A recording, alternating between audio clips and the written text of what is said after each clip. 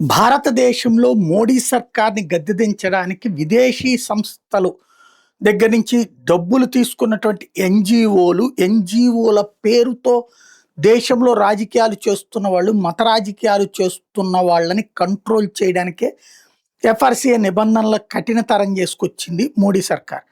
దాని మీదన అక్కడున్నటువంటి సెనేటర్లు కొంతమంది ఆగ్రహ వేషాలు వ్యక్తం చేయటం అది చూసాం. వాళ్ళకి అందులో వాటాలుంటాయన్నటువంటి ప్రచారము చూసాం. కానీ ట్రంప్ తాజా స్పీచ్ మాత్రం సంచలనాత్మకమైనటువంటి అంశం.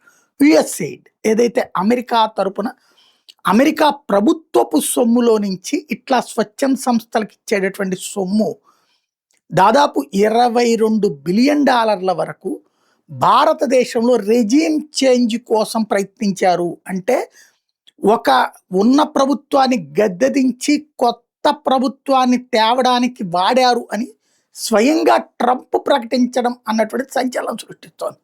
అంటే భారత రాజకీయాలలో జోక్యానికి అమెరికా నిధులు పనిచేసినాయి. ట్రంప్ తన హయాంలో అని చెప్తున్నాడా? లేదు. బైడెన్ హయాంలో అని చెప్తున్నాడు.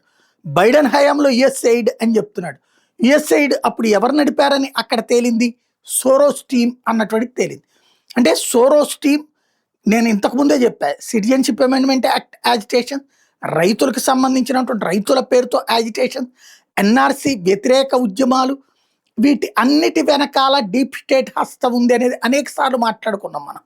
అదే ఇప్పుడు నిజమని ట్రంప్ ప్రకటనతో తేలింది. నరేంద్ర మోడీకి 240 సీట్లకి పరిమితం కావడానికి చిట్ట చివరిలో విషయం గ్రహించి అమిత్ షా వేసిన వ్యూహం కారణంగా కూటమిగా అధికారంలోకి వచ్చారు.